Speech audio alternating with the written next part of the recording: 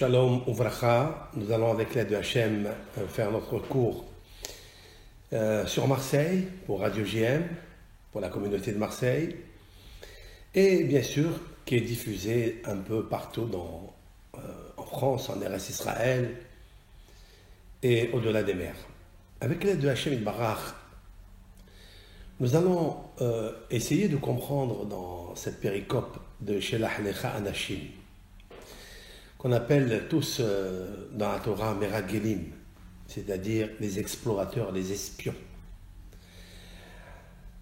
Pour comprendre véritablement le sens réel de la punition qu'ont reçue les Meragelim et toute la génération âgée de 20 ans et au-delà. Toute cette génération est décédée, enterrée, on ne sait où, dans le désert, comme si on ne voulait plus parler d'elle, de la génération, des hommes. Alors que la Torah les a appelés Anashim, comme il est marqué juste au début de la paracha. Vedaber Adonai el Moshe lemor. L'Éternel parla à Moshe en disant, cela veut dire quand il était à Har Sinaï, HaKadosh Baruch Hu lui dit à Moshe, raconte ce que je suis en train de te dire. Autrement dit qu'il n'y a que Moshe qui est l'homme de confiance de HaKadosh Baruch Hu, comme nous allons le voir, avec le pont, avec l'union, le trait d'union que nous allons créer entre la paracha de Shelach Lecha Anashim et la section de Myriam, Be'alotra. L'histoire de Myriam, sa médisance, sa punition, la lèpre, sa guérison et l'intervention divine. La réprimande à Myriam et à Aaron. La phrase que HaKadosh Baruch Hu leur a dite, qui nous intéresse énormément, pour éclairer en fait tous les passages que nous allons citer avec leur midrashim et de sortir de là un moussard extraordinaire pour toutes nos générations. Shelach Lecha Anashim, ce sont des hommes, comme dit Rashi, Kol Anashim Sheba Mikra, Anashim Hashuvim. Chaque fois qu'apparaît le mot Anashim, ça n'est pas des hommes ordinaires, ce sont des personnalités. Qu'est-ce que ça veut dire, la notion de personnalité? Ce sont des gens qui ont atteint un niveau de Kedusha tellement haut par un travail quotidien, journalier. Et cela, instamment. Il nous arrive à nous de travailler un jour, 2 jours, puis notre service divin s'estompe. C'est normal.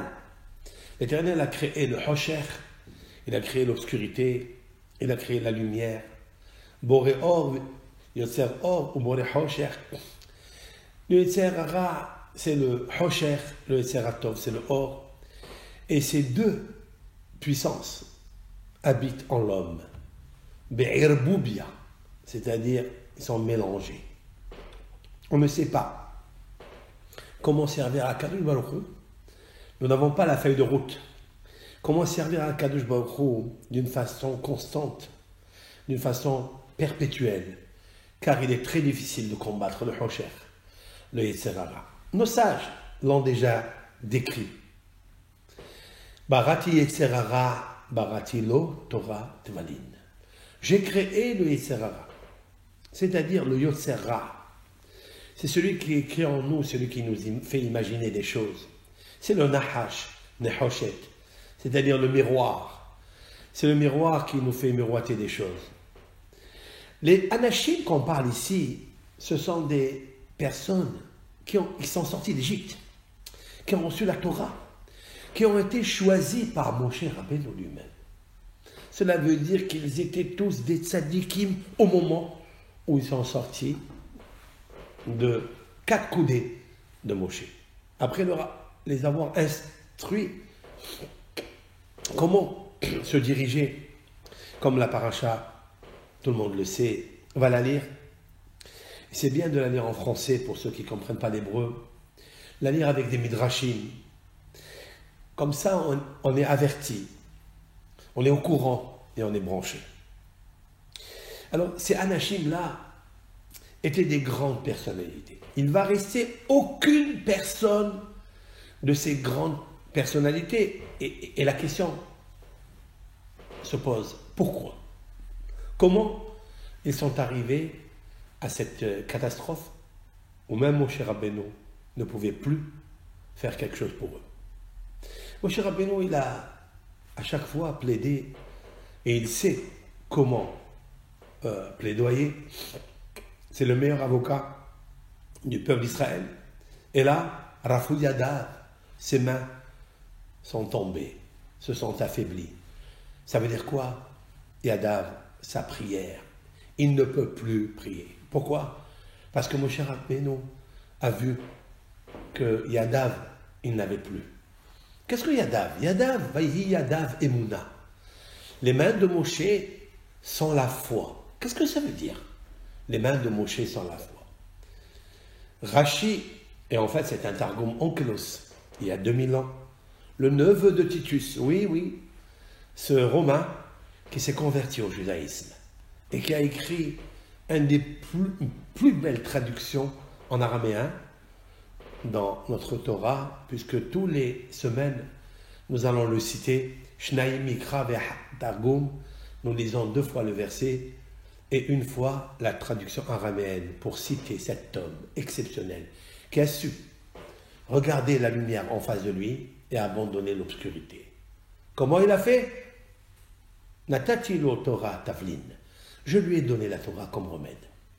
Eh bien, la question est de savoir pourquoi ces personnes sont mortes. Parce que Moshe Rabbeinu, Rafou Yadav, ça veut dire qu'il a vu qu'il n'y avait plus d'Emouna. Il n'y avait plus la prière. Il ne pouvait plus prier pour ces gens. Akadosh Baruch Hu les a enterrés vivants pendant 40 années dans le désert. On ne sait pas où ils se trouvent. Ça, c'est la première question qu'il nous faut comprendre et éclaircir. La deuxième question qui se pose, lorsqu'on regarde les personnes qui ont été attribuées à chaque tribu, nous ne trouvons pas une tribu de Lévi, une personne donc explorateur de la tribu de Lévi, c'est-à-dire de la famille de Moshe Rabbeinu, l'ex-famille de Aaron. En fait, les enfants de Yocheved et Myriam, ou les enfants de Amram et Yocheved, nous ne trouvons pas Shevet Lévi. Pourquoi? Maintenant, il nous faut savoir quelque chose de très important. Que Rashi, juste au début de la paracha, nous poste. Et lorsque Rashi va créer l'emblème nécessaire de la lumière qui jaillit et qui éclaire toute la paracha. Je cite le Rashi.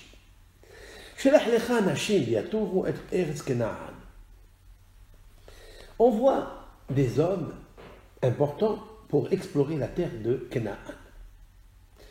Rashi rapporte le Midrash Tanhuma, Midrash Rabbah. Lama nismecha parashat Meraglim. Pourquoi la section de Meraglim, la nôtre de Shlach Lecha, les parachats Myriam, pourquoi elle a été juxtaposée à la paracha de Myriam? Plus haut, dans la section de Béalotra, nous avons lu dans le chapitre 12, verset 1. Vatedaber Myriam ve Aaron be Moshe. Et Myriam et Aaron a parlé au singulier, il est marqué. Vatedaber, elle a parlé, Myriam ve Aaron be Moshe, contre Moshe, si l'on peut dire ainsi. Alors pourquoi il est marqué au singulier? Vatedaber. Vatedaberu. Vaïdaberu, Myriam et Aaron. Il fallait marquer, ils ont parlé, Myriam et Aaron. Ça c'est Aleph. La deuxième chose, si on parle déjà de la Lachon Hara en pluriel, pourquoi ne pas citer Aaron en premier? Vaïdabru, Aaron ou Myriam. Il est marqué Vatedaber Myriam comme si elle était la responsable. Et Rashi, sur place là-bas, dit, je cite, Hi patha bedibur tehila. C'est elle, Myriam, qui a commencé à parler en premier. Les fikar, c'est pourquoi Higdima hakatuv te'ila. Le verset l'a devancé en premier.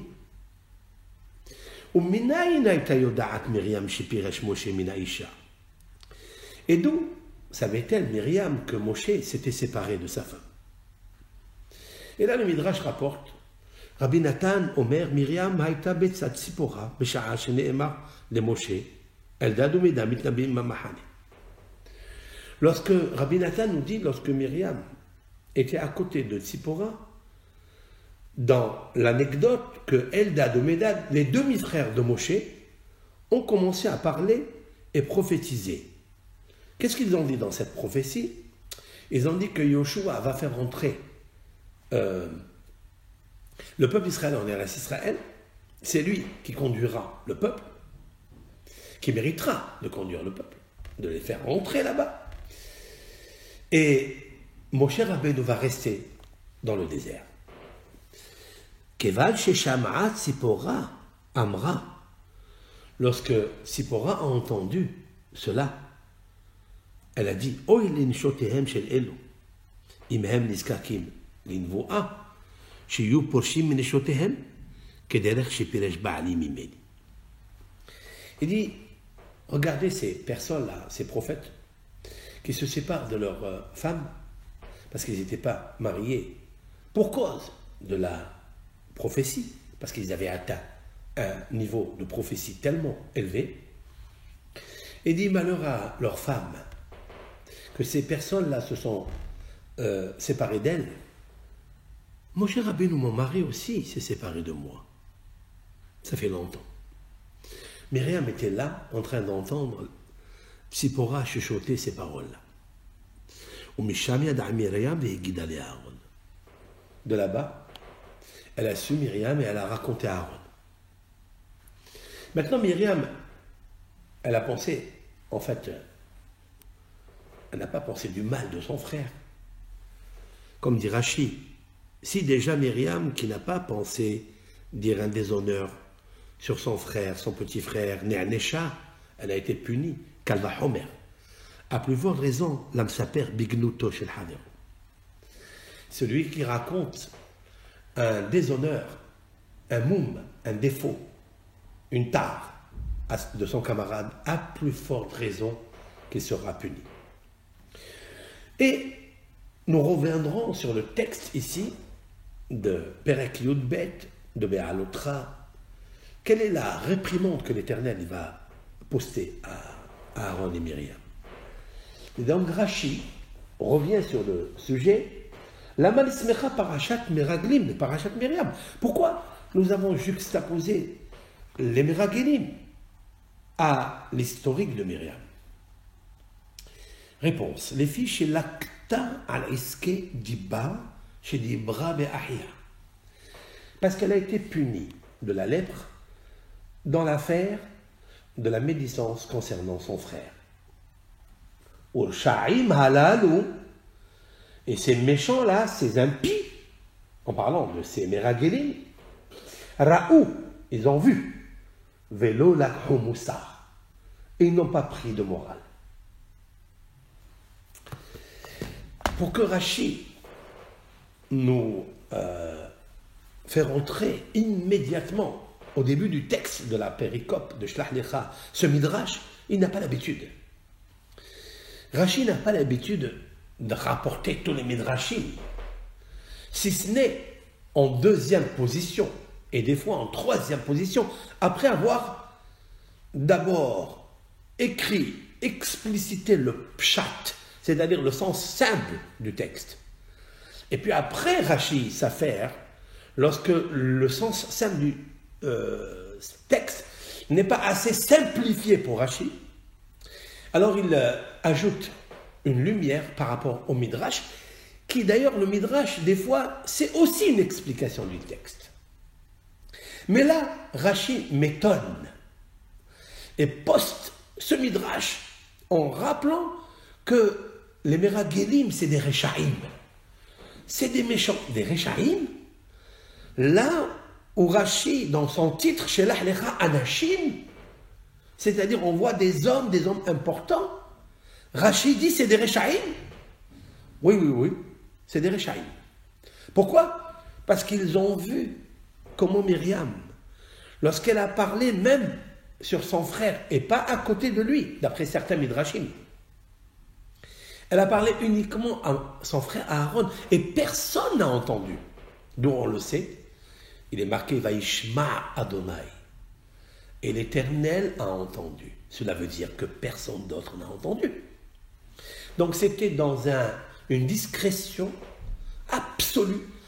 Et peut-être que Myriam a parlé avec allusion. Il suffit pour Aaron de comprendre l'allusion de Myriam. Et quand même l'Éternel s'est mis en colère après elle, il s'est mis aussi en colère après Aaron. Mais Aaron, il a un avantage. C'est qu'il est marqué Vaïfen Aaron et Aaron est parti. Où il est parti Aaron? Il est parti au Beth Midrash. Il a la faculté de l'étude de la Torah. Aaron savait que la Torah peut guérir tous les mots M-A-U-X avec les mots M-O-T-S de la Torah sacrée. Aaron, il savait qu'il y avait un Serra. Il est parti au Beth Midrash étudier la Torah comme le dit le Talmud et le tire de là. Lorsqu'une personne parle à la Lachon Hara, comment il doit guérir cela? Comment il doit réparer cela? Et le Midrash de la Gemara nous dit Ya'asok baTorah imhu talmid hacham. Il étudie la Torah s'il est un talmid hacham, parce que dans la Torah, il y a la thérapie de tous les mots qui sortent de la bouche. Parce que la Torah étudie avec la bouche, avec la langue. En fait, avec le cœur. Et le mal se trouve dans le cœur. Et lorsqu'on parle du Lachon Hara, ce n'est pas la bouche qui parle, c'est le mauvais cœur qui parle. Ces Réchaïm là, ils ont vu que Myriam a été punie, puisque Myriam n'a pas eu encore la facilité et la rapidité d'y aller étudier la Torah. Elle aurait pu demander pardon à Hachem, mais elle pensait qu'elle avait raison. Elle pensait qu'elle avait raison parce qu'elle a eu pitié pour Tzipora. En fait, Tzipora, ce n'est pas son nom. Vous savez très bien ce que le Midrash dit. Le Midrash nous dit Ki isha kushit lakah, car il a pris une femme noire. Une femme noire, ou bien une femme kushite, c'est-à-dire de la ville de Kush. Je cite le Midrash dans le Sifri Zota. Vechi kushit, me eresh kush, haïta, Tzipora, eshet Moshe. Qu'est-ce que dit Myriam? Myriam dit que Moshe Rabbeinu a pris une femme de Kush. Qu'est-ce que ça veut dire? Est-ce qu'elle était de Kush? Mais allô, Midian Haïta. On sait très bien que Moshe Rabbeinu a vécu 40 ans en dehors d'Égypte. Il a vécu en terre de Kush, mais il a aussi vécu à Midian. Et la femme qu'il a épousée, c'est Tzipora. Alors qu'est-ce que ça veut dire? Et Tzipora, elle est née, et elle a grandi, et elle s'est mariée avec Moshe à Midian, comme nous pouvons le voir dans Parashat Yitro, etc. Et là, la réponse du Midrash, Ma kushi nikar bemarav mikol abiriot. De la même façon qu'une personne qui est noire de peau, que Akadosh Baruch Hu a créé comme ça. Nous ne savons pas pourquoi. Mais l'Éternel, il sait pourquoi. De la même façon que cette personne, qui a une couleur différente des hommes blancs, elle est en apparence regardée par tout le monde et différenciée par tout le monde. Dans le visu, au moins,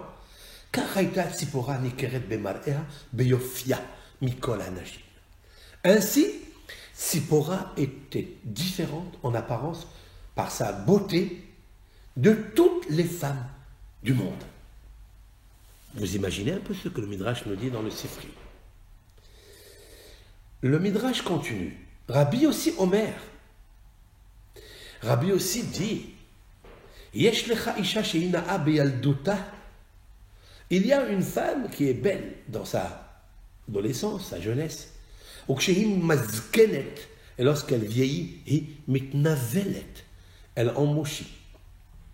ומנין אתה אומר שהייתה ציפורה נאה בילדותה ונאה בזקנותה? Et d'où nous savons que Tzipora était belle dans sa jeunesse et dans sa vieillesse. Chez Nehemar, le texte dans la paracha de Be'alotra, celui de Perek Yudbet, Al odota isha kushit asher laka. Parce qu'il est marqué au sujet de la femme kushite qu'il a pris. Ça veut dire quoi? Que même maintenant, elle était belle et elle avait une différence de toutes les autres femmes, comme la différence de couleur noire des hommes de couche par rapport aux hommes blancs. Qu'est-ce que la Torah elle nous répète? Ve'amar, immédiatement, elle a répété Ki isha kushit laka, parce qu'il a pris une femme kushite. Pourquoi? Alors il est marqué plus haut. Non, Ki isha kushit laka, bien le Midrash nous dit. Parce qu'elle était très très très belle. Et alors, en quoi ça te gêne, Myriam, qu'il a pris une femme belle? S'il a pris une femme belle, pourquoi il l'a séparée? Pourquoi il s'est séparé de cette femme-là? Il l'a choisie quand il l'a prise. Cette parole-là prête à confusion de penser que Moshe Rabbeinu, oui, quand il était jeune et bahour, célibataire, il a rencontré cette femme qui était magnifique, qui était belle, et qui grandissait, et elle était encore plus belle. Et parmi toutes les femmes qui existaient, c'est-à-dire, le Midrash nous dit qu'elle était encore plus belle que Myriam. Et Myriam n'a pas supporté que Moshe se sépare d'elle. Elle a eu pitié. Ça veut dire quoi? Ça veut dire que Myriam a fauté dans la Emouna de Moshe Rabbeinu. Et c'est là où je mets l'accent, avec l'aide de Hachem dans mon cours aujourd'hui, essayer d'être attentif à ce cours, parce qu'il va dégager un yesod dans le mahalach de la Emouna, pas seulement à Akadosh Baruch Hu, non, plus que ça, dans la Emouna de Moshe Rabbeinu, à Vachar. Alors, Aisha Kushit, je vais citer maintenant à Yalkut un midrash peu connu. Le midrash dit Al Odot Aisha Kushit concernant la femme de Kush, Vechi Kushit Shema. Le midrash, celui-ci, s'interroge parce qu'il a compris que le mot Kushit, elle s'appelait Kushit. C'est ni de Kush, ni de Midian.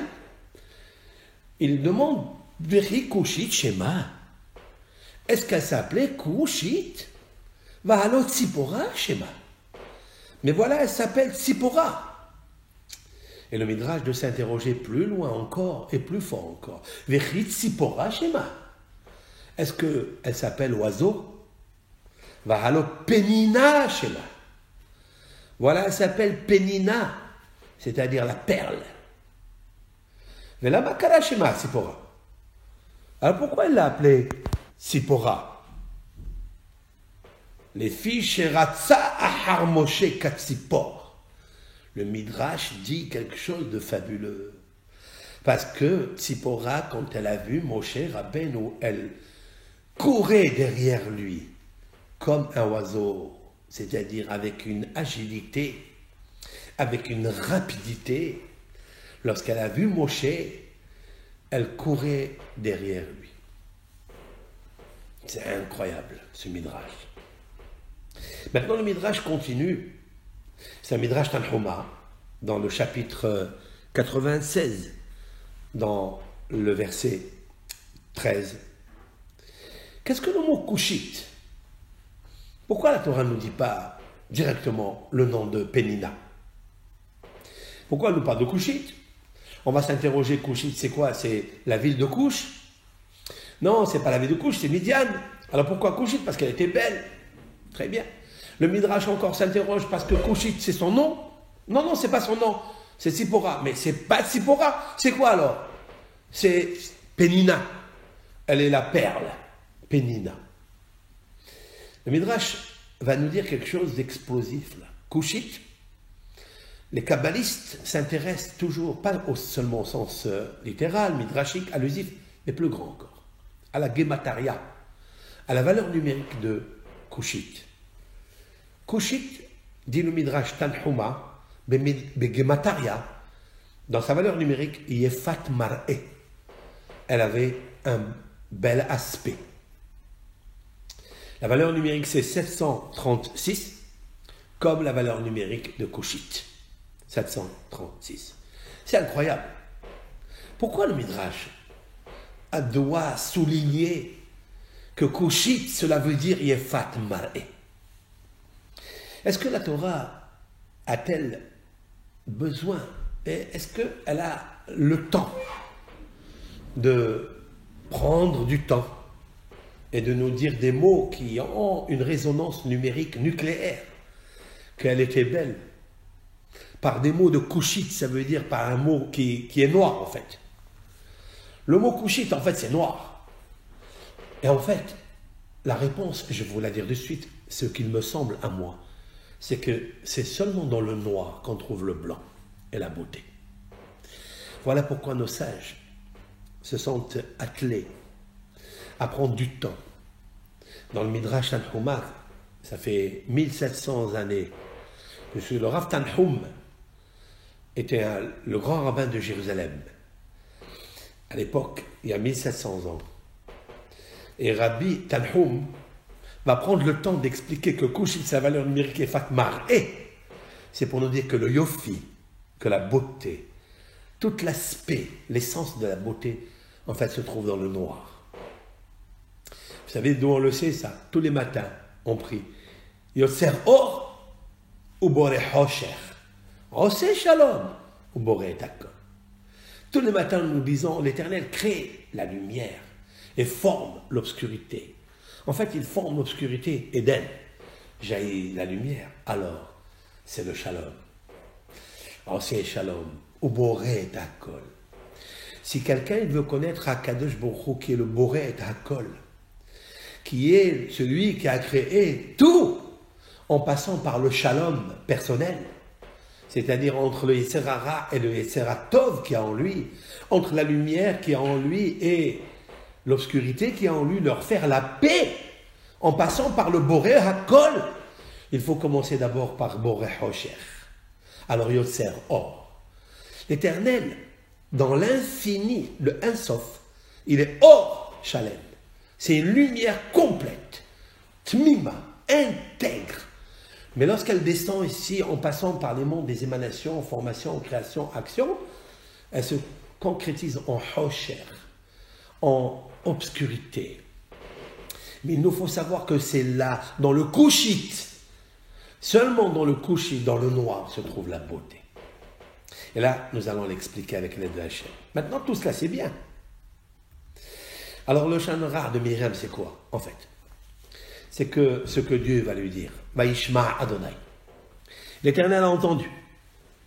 Le Midrash de nous dire, mais la mèche Elohaya Sham Biriyash et Tishma Veteler Utsaper. Nous comprenons de là, la Torah dit que l'Éternel seul a entendu parce qu'il n'y avait aucune créature. Cela veut dire quoi? Aucune créature, mais bien sûr. Cela veut dire même pas un oiseau, même pas un tsipor était là. Même pas une fourmi, même pas une souris. Parce que des fois, un oiseau peut entendre et peut comprendre. Il y a des pigeons voyageurs qui entendent des choses et qui viennent raconter par le sifflement. Et il y a des chachamim dans le monde qui comprennent. Comme il est marqué que Of Hashamaim Yolich et Hakol. Il y a des oiseaux célestes qui amènent, qui transmettent, qui transportent la voix, les paroles que nous sortons de nos bouches. La Kabbalah, dans la Kabbalah, c'est marqué d'abord dans le Zohar. Of Hashamaim, c'est un oiseau, c'est un ange qui écoute toutes les paroles qui se disent dans le monde. Et lui, il les prend et les amène là où il doit les amener. Ça veut dire que on rentrera un jour dans l'endroit le plus beau que Akadosh a préparé à notre Neshama, et on verra là-bas qu'on a sorti des paroles de nos bouches, Rahamana le Hatzilan. Qu'au lieu de préparer la belle marchandise que Moshe Rabbeinu nous a préparée dans ce monde, et nous allons l'expliquer, en citant une des plus belles paroles de Rav Nahman de Breslev, dans ses halachot, pas dans les côtés Moharan, avec l'aide de Hachem, nous allons voir qu'il nous faut passer par cette introduction pour comprendre la faute des Meragilim. Maintenant, Vaishma Hashem. C'est l'Éternel seul qui entend. Il n'y avait pas une créature, c'est-à-dire même pas un oiseau, qui pourrait se cacher quelque part et aller raconter cela. Et la beno le ben atzmo diberu. Ils ont parlé de Moshe entre tête à tête. Vaishma Adonai. Et l'Éternel a entendu. Et alors, qu'est-ce qui est marqué immédiatement après? Ve'aish Moshe anav me'od mikol ha'adam asher al penei adam. Et Moshe Rabbeinu était un homme humble de tous les êtres qui se trouvent. Quelle est la juxtaposition qu'il y a ici? Puisque Moshe n'a pas entendu, pourquoi dire de suite Ve'aish Moshe anav me'od? Mais en quoi il est anav me'od? Et pourquoi on le poste ici? C'est-à-dire, lorsque Dieu entend, Myriam parlait à Aaron alors que personne n'entend, ça veut dire même pas Moshe. Alors pourquoi dire maintenant? Juste juxtaposer à cela, et Moshe était un parmi tous les hommes de la terre. Mais savoir quoi ici? On peut savoir, on le sait qu'il est humble, mais ça, poste-le ailleurs, pas ici. Vient l'idée et l'opinion de Rabbi Nathan. Rabbi Nathan vient nous dire quelque chose d'extraordinaire. Af befanav shel Moshe diberu bo. Rabbi Nathan avait cette question sous-jacente dans le texte, la juxtaposition du diplôme que l'Éternel donne à Moshe, qu'il est humble par rapport à la parole de Myriam à Aaron, la médisance. Il dit non, Moshe était à côté quand Myriam elle a parlé. Et il est marqué Vaishma Hashem ve'aish Moshe. Et Hashem a entendu et Moshe aussi a entendu. Moshe Rabbeinu lui aussi l'a entendu. Seulement, il s'est maîtrisé. Idgaber ve'shatak. Il s'est renforcé sur lui et il s'est tu. Pourquoi? Parce qu'il était tellement humble et tellement chafel. Qu'est-ce que c'est anav? Quelle est la traduction du mot anav me'od? Nous allons lire 2 midrashim pour nous intéresser, en fait, la vraie lumière à la question, c'est-à-dire lumière-réponse à la question que nous avons posée. Comment cela fait-il que les Anashim deviennent des Rechaim?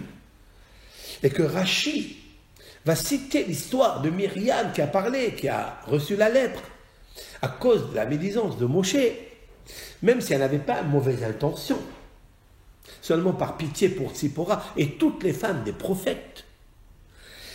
Et que ces Rechaim ont vu et qu'ils n'ont rien appris.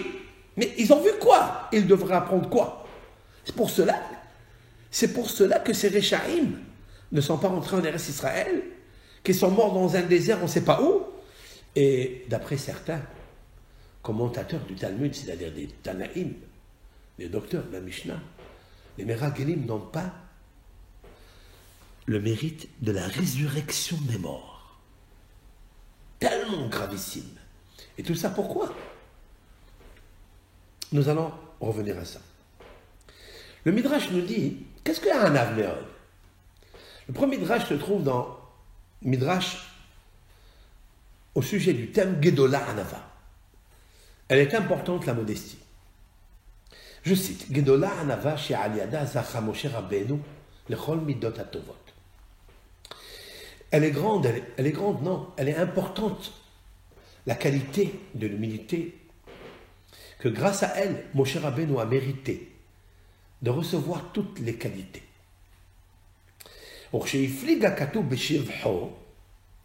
Et lorsque la Torah a voulu donner le diplôme, la médaille, qui était Moshe Rabbeinu?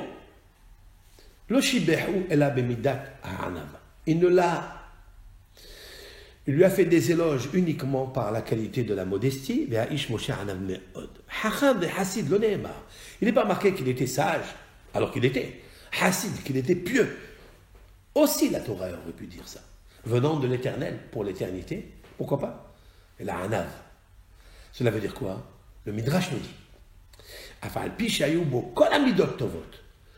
même que Moshe Rabbeinu avait toutes les qualités possibles qui existent dans ce monde, qu'on peut imaginer, qu'on connaît et que l'on connaîtra jamais, Moshe les possédait. Cependant, ce que l'Éternel aime, Anava, la modestie. Maintenant, en quoi consiste la modestie? Comment reconnaître quelqu'un qui est modeste? Le Midrash, dans le Midrash Tanhuma, cette fois-ci, il nous dit Anav Me'od, un grand modeste, Shafel Vesavlan. Il était humble, c'est-à-dire rabaissé, Vesavlan et patient. Encore une autre explication, dit le Tanhuma. Anav Me'od, Anav Milachon Oné. Ça veut dire Oné, il peut répondre, dit le Midrash. Moshe Rabbeinu a entendu ce que Myriam a dit. Ça converge avec ce que dit Rabbi Nathan, que Moshe Rabbeinu a entendu. Et il avait de quoi répondre. Et il ne l'a pas fait. Il s'est tué. On apprend de là que même quelqu'un qui entend sur lui des paroles, et Dieu bénisse, dans la communauté, ça parle beaucoup. Quand je dis communauté, je ne parle pas d'une vie spéciale. Je parle d'une maison, la maison du Beth Israël, la maison individuelle, collective du Ham Israël. La parole est aisée, elle est facile. La langue n'a pas d'os, c'est là qu'est l'os. Et donc elle est délayée à des kilomètres et des kilomètres, surtout nous qui habitions le bouche du Rhône. Notre bouche, elle est comme un Rhône, un fleuve qui jaillit et qui s'arrête jamais. Moshe Rabbeinu savait de quoi répondre, mais il s'est tué. Lorsqu'on se tue, c'est-à-dire se taire, on se tue littéralement. On tue son Yetzer Hara. Parce que lorsqu'il y a un échauffement qui crée le volcan du Kaas, de la colère, alors que Moshe Rabbeinu il avait de quoi répondre et les faire taire.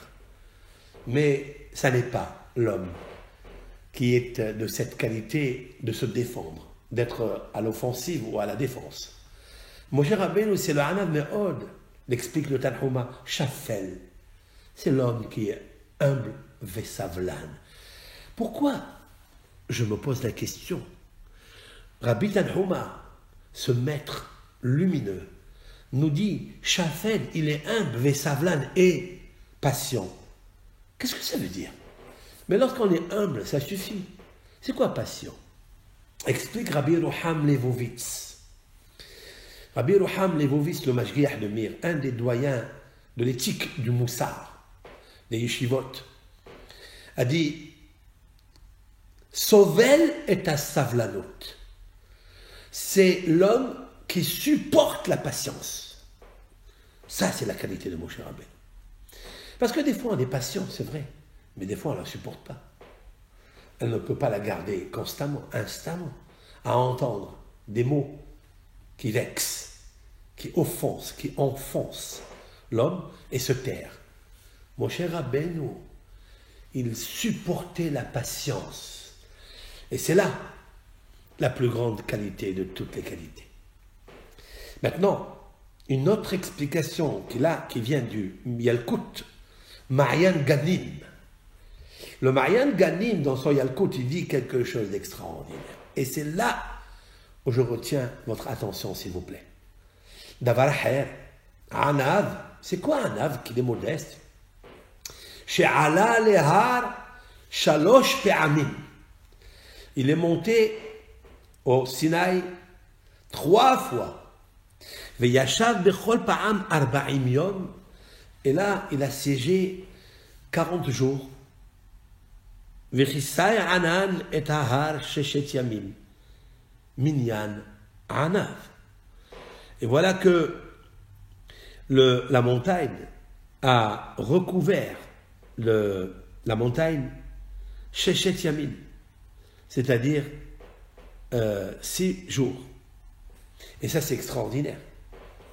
Moshe Rabbeinu, il monte au Har Sinaï et il reste dans la montagne combien de jours? Il reste 40 jours et 40 nuits sans manger et sans boire. Et là, c'est quelqu'un de grand, de très grand. Le Midrash va ajouter quelque chose. Ma'u al pene kol ha'adama. Quel est le sens que Moshe Rabbeinu est modeste parmi tous les hommes de la terre? C'est-à-dire, est-ce à partir de la génération de Moshe, ceux qui sont vivants en son époque, ceux qui vont venir après lui, ou bien non, même rétroactif? Ana Moshe mikol Adam, she'al pene ha'adama, velo me'ha'avot. Dit le Midrash, attention à ne pas confondre. Moshe Rabbeinu, il est modeste parmi la génération où il se trouvait et au-delà, mais pas antérieurement. C'est-à-dire plus modeste que les patriarches, ça, jamais de la vie. Rabbi aussi Omer, l'opinion de Rabbi aussi est autre. Af me avot, shene'emar mikol ha'adam. Ça veut dire quoi? Ça veut dire que Moshe Rabbeinu était l'homme modeste depuis que le monde est monde, jusqu'à ce qu'il terminera de vivre. Moshe Anav. Alors qu'est-ce que ça veut dire Al Pene Ha'adama? C'est contradictoire. Ça veut dire Moshe, il était modeste parmi les hommes de la terre, c'est-à-dire ceux qui vivaient avec lui. Le Midrash dit Velo mimal acha asharet. Shehem enam al Pene Ha'adama. Mais pas plus modestes que les anges du ciel. Ceux-là, ils ne sont pas sur la terre. Les anges du ciel, c'est une anava tellement haute, malaché acharet. Ils servent à Kadosh Baruch Hu 24 sur 24 sans poser de questions, sans avoir de faute, puisqu'ils ne sont ni chair ni os. Et donc, ils sont plus modestes. Voilà donc. Le Midrash nous dit quelque chose d'autre, et je terminerai. Mikol Adam. Moshe est modeste parmi tous les hommes. Velo me Adam Arishon. Et pas de Adam Arishon. Pourquoi? Adam Arishon non nivra mizacharun keva velo mitzipas ruha. Adam Arishon, il n'est pas né de mâle femelle et pas d'une goutte séminale. Nimsa Adam Arishon gadol mi Moshe Rabbeinu binvoa. לפי שאדם הראשון היה קודם לכל הנביאים. C'est la raison pour laquelle Moshe Rabbeinu ne peut pas dépasser Adam Arishon. Ça m'intéresse.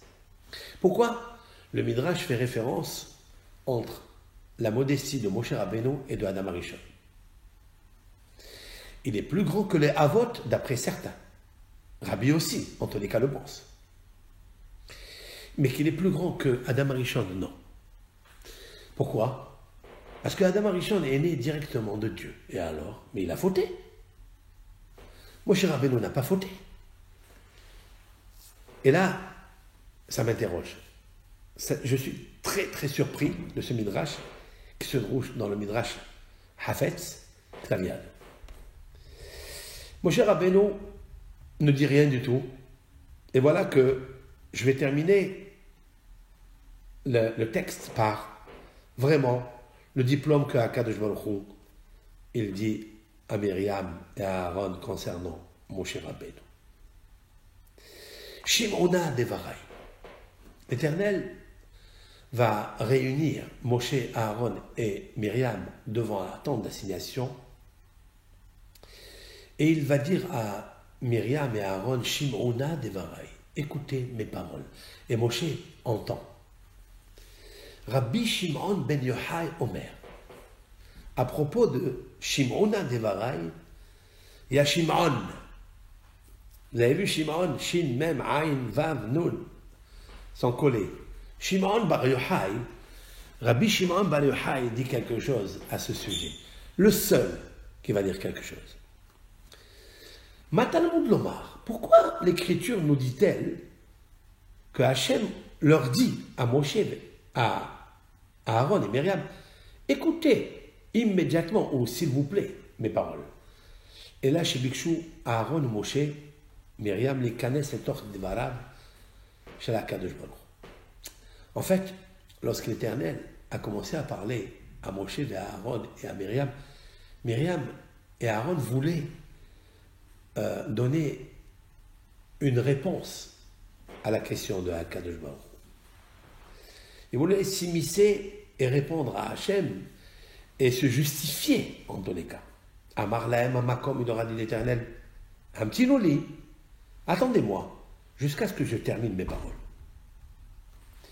Si déjà, dit le Midrash, que Akadosh Baruch Hu leur dit, ne rentrez pas avant.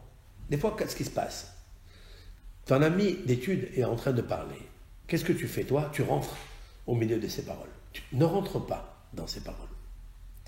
Akadosh Baruch Hu nous a appris ici à ne pas rentrer dans les paroles. Mais tout cela, pourquoi? Qu'est-ce que ça rapporte au Ham Israël de lire un midrash comme ça? Ne rentre pas dans mes paroles. Laisse-moi terminer, dit Akadosh Baruch Hu à Myriam et à Aaron.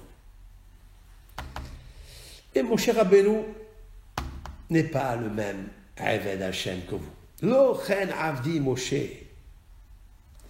Moshe Rabbeinu n'est pas comme vous. Qu'est-ce que ça veut dire, il n'est pas comme vous? Ça veut dire, vous êtes des prophètes. Mais il y a une grande différence entre lui. Le Midrash s'interroge dans le Midrash Shohar Tov. Ma'aya miuhad de Moshe. Qu'est-ce qu'il y avait d'exception chez Moshe? Quelle est l'exception? Qu'est-ce qu'il y avait d'exceptionnel? Et là, Karshanu Rabotenu, nos sages ont étudié à propos du Mizmor de Tehilim, le 90, quand on lit tous les Shabbats, Be'ezrat Hashem. Tefillah le Moshe Ish Elohim. Prière de Moshe Rabbeinu, l'homme de Dieu. Ish, c'est un homme, Lama Elohim. Pourquoi Dieu? Elohim, Lama Ish. S'il est un homme, pourquoi Dieu? Pourquoi Dieu? Pourquoi un homme? Et là, seulement, le Midrash dit, Kshala Moshe Lamarom, lorsque Moshe Rabbeinu est monté au ciel, Vera'a she'en ochlim veshotim, et il a vu qu'il n'y avait pas des malachim qui mangent, qui boivent. Gam hu lo achal veshata. Lui aussi, lorsqu'il a vu Malaché à Charet, ne pas manger, ne pas boire, dit le Midrash, lui aussi, il a dit, moi aussi, je veux être comme eux. Je veux être comme les Malachim, je ne veux pas manger et boire. Voilà pourquoi il s'appelle Elohim. Il s'appelle un homme. Il s'appelle, un ciel, un Dieu. Quand on dit Dieu ici, ça veut dire qu'il a un pouvoir. C'est le pouvoir de maîtriser la ochel, à boire et à manger comme les malachim. Mais Moshe Rabbeinu, lorsqu'il était en haut dans le ciel, il n'a pas mangé, il n'a pas bu. Urshiyarad, lorsqu'il descend vers les hommes, il est descendu du ciel, il est descendu de la montagne. Achal veshata. Il a mangé, il a bu comme tout le monde. Nikra Ish, il s'est appelé un homme. Voilà le premier midrash. Pourquoi il s'appelle Isha Elohim? En haut, il se comporte en hauteur. Il se comporte avec un pouvoir de kvisha, de maîtrise de soi. Et lorsqu'il descend en bas, il ne dit pas « je vais rester un ange, je vais rester un malach, et je vais leur montrer que je ne mange pas à tous ces hommes qui vont me regarder. » Il a fait l'homme le plus modeste de la terre. Il dit « je vais manger ». À quoi ça ressemble ça? Et c'est un grand défaut d'ailleurs que nous avons, nous. Quand on étudie la Torah, au Beth Midrash, pendant des heures, ça nous arrive de tellement transcender, tellement monter en hauteur, qu'on pense qu'on est déjà un malach, qu'on est un ange. Et quand on rentre à la maison, on ne regarde même pas avec le sourire nos enfants, notre femme. On est tellement haut, Zama, qui va me parler maintenant? Et même des fois, on récuse la nourriture que notre femme elle nous a préparée. On dit non, mais j'ai pas envie de manger aujourd'hui. Qu'est-ce qu'il y a? Je t'ai préparé. Ouais, tu m'as préparé, mais je suis tellement délecté, en extase. Je me suis tellement exalté des paroles de la Torah lumineuse que je suis devenu malach. Ça, c'est l'hypocrisie absolue. Quand tu rentres chez toi à la maison, tu n'es pas mieux que Moshe Rabbeinu, qui était 40 jours et 40 nuits en train de boire les paroles de Hachem, en train de manger la nourriture des Malachim, c'est-à-dire la manne, la lumière de la Torah, la lumière de Dieu à proximité de sa majesté exceptionnelle de la Kadosh Baruch Hu. Tu n'es pas plus grand que Moshe, que quand il descend en bas, il mangeait comme tout le monde. Birkat Amazon comme tout le monde. Ça, pour moi, le Midrash, il a marqué ici quelque chose de grandiose. Voilà pourquoi Akadosh Baruch Hu lui a dit, Moshe n'est pas comme un serviteur normal. Lochen Avdi Moshe. Moshe Rabbeinu, il n'est pas comme vous. Vous êtes monté au ciel. Vous avez eu la difficulté de manger, de boire pendant 40 jours et 40 nuits, et vous l'avez restreint? Non. Tous les jours, vous avez mangé normalement. Vous avez goûté à la Torah des Malachim? Non plus. Moshe Rabbeinu, quand il est monté là-bas, il voulait être Malach. Il voulait être un ange. Alors, c'est là où intervient la suite de Akadosh Baruch Hu. Je terminerai avec ce Midrash Rabbah, Shemot Rabbah, dans son Perek Tet Zayin, Tet, c'est-à-dire le chapitre 16, verset 9.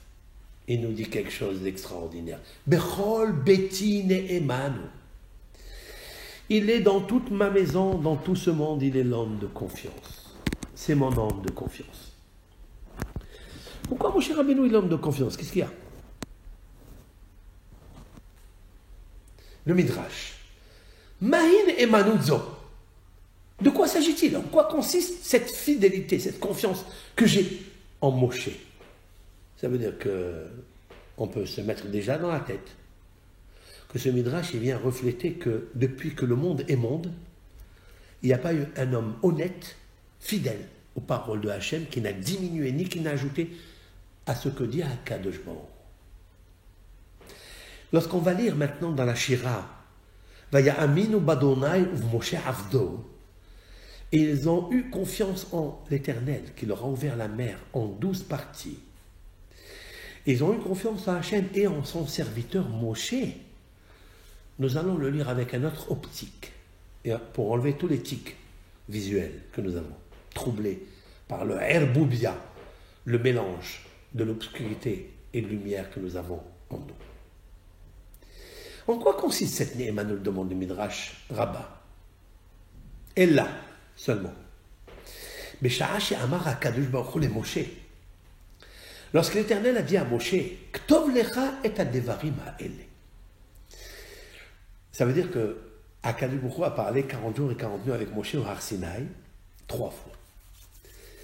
Et à la fin, et en conclusion, il lui dit à Akadosh Baruch Hu maintenant, Ketov lecha, écris pour toi, et hadevarim ha'ele.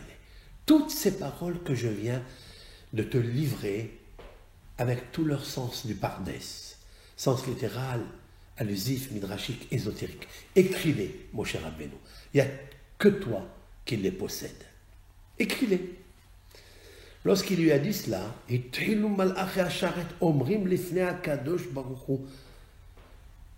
les anges du service céleste ont dit à Akadosh Baruch Hu, Ata noten rshut le Moshe shirtov mashihu mevakesh. Toi, tu donnes l'autorisation à Hachem, toi le Seigneur, tu donnes à Moshe d'écrire tout ce qu'il veut, parce que d'où ils ont su que tout ce qu'il veut, parce qu'il est marqué Ktov lecha. Écris pour toi. Ça veut dire que je te laisse l'autorisation, carte blanche, d'écrire ce que tu veux. Alors, qu'est-ce qu'il y a? En quoi ça vous gêne, cher Malach Hacharet, vous qui n'avez pas la jalousie? Vous qui êtes Anav plus grand que Moshe, ça vous gêne quoi en fait? Aloulou shiomar l'Israël ani natati lachem et Torah. Un jour viendra que Moshe Rabbeinu peut éventuellement s'enorgueillir et dire à Israël, c'est moi qui vous ai donné la Torah. Ani shekatavti venatati lachem. C'est moi qui ai écrit la Torah et je vous l'ai donnée. Voilà ce que les anges avait comme objection devant le Seigneur, Akadosh Baruch Hu? Réponse, Amar lahem Akadosh Baruch Hu le malacha sharet. Éternel dit aux anges, Has veshalom chez Moshe Raoseken. Dieu préserve, Dieu ne plaise que Moshe Rabbeinu dise une chose pareille. Qui va dire au Israël que lui, il a écrit la Torah, que c'est lui qui l'a donnée. Oui, ça c'est Aleph. Moshe Rabbeinu, point d'exclamation, jamais il le fera. Mais la suite m'intéresse. La suite du Midrash Rabbah va afilu oseken.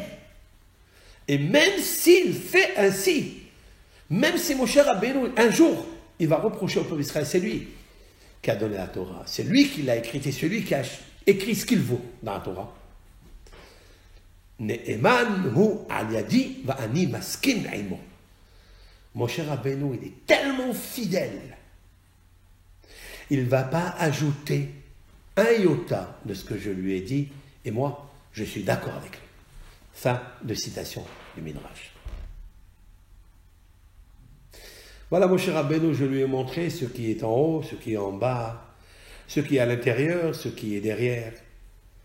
Mashiach ou Mashiachatid liyot, ce qui sera, et dans le futur, ce qui était.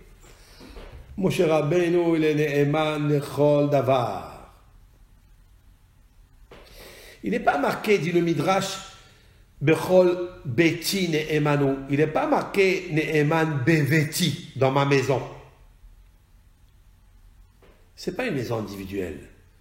Bechol beti. Ça veut dire qu'Akadosh Baruch Hu lui a donné les clés à Moshe Rabbeinu sur tous les Ginzei Torah. Tous les trésors qui sont la maison de Hachem Yitbarach. C'est-à-dire la maison, l'intérieur de la maison. Bechol beti. Il lui a donné toutes les sagesses. Chokhma, Mezima, Ginzei Madda, Ginzei Gan Eden. Moshe Rabbeinu, il sait tout, Rabotai. Tout! Mais Moshe Rabbeinu était un homme tellement grandiose qu'il n'a jamais dit ni à Omar Agelim, c'est moi qui ai donné la Torah, ni à Korah, qui va venir par la suite. Lorsque Korah, il lui a dit, tu as tout inventé, Moshe Rabbeinu lui a dit, j'ai rien inventé. Voilà, c'est marqué dans Parashat Be'alcha que je suis Anav. Voilà, c'est marqué Ketov Lecha et Devarim, que l'Éternel a dit aux anges qu'il est d'accord avec moi, que j'écris ce que je veux. Voilà. Comment, des fois, on réagit, nous, à travers la femme, ou à travers son camarade, ou à travers ses élèves. Il dit, mais je t'ai enseigné ça, c'est moi qui t'ai enseigné. Tu te rappelles? C'est moi qui t'ai enseigné. Tu ne te rappelles pas que c'est moi qui t'ai dit ce hidouche? Mon cher Rabbeinu est loin de tout ça. Et là, il a l'accord d'Akadosh Baruch Hu, grandiose. Maintenant, Rabotai, on va essayer de voir ensemble ce que dit Rabbi Nachman de Breslev, Alav Shalom, dans la paracha justement de Shlach Lecha, à propos du verset de Chol Beti Ne'emanu. Cette Dvar Torah se trouve dans Yoreh De'ah. Rabbi Nachman de Breslev a transmis beaucoup de Torah à lui. Il a transmis à son élève Rabbi Nathan. Je vais comparer toujours le Rav Nachman de Breslev à Kadosh, au Harizal, dans sa génération bien sûr, avec Rabbi Nathan qui était Rabbi Chaim Vital. En fait, c'est les mêmes plumes et les mêmes bouches. Dans son Yoreh De'ah, c'est-à-dire dans son volume 3, dans Hilchot Giluach, c'est-à-dire ce sont des lois de Giluach, c'est-à-dire de ne pas se raser à la lame, etc. Là-bas, le Rav Akadosh, Rabbi Nachman de Breslev, Nachnach Me'uman, il nous dit quelque chose de Emouna extraordinaire. Je cite, je voudrais vraiment vous donner mot à mot ce qu'il dit, parce que c'est tellement rare des paroles aussi puissantes dans la simplicité. Et grâce à elle, ces paroles de Rav Akadosh, je vais m'inspirer pour raisonner et résoudre toutes les questions que je me suis posées. Eikar kiyum ha'olam hu al yedei emuna.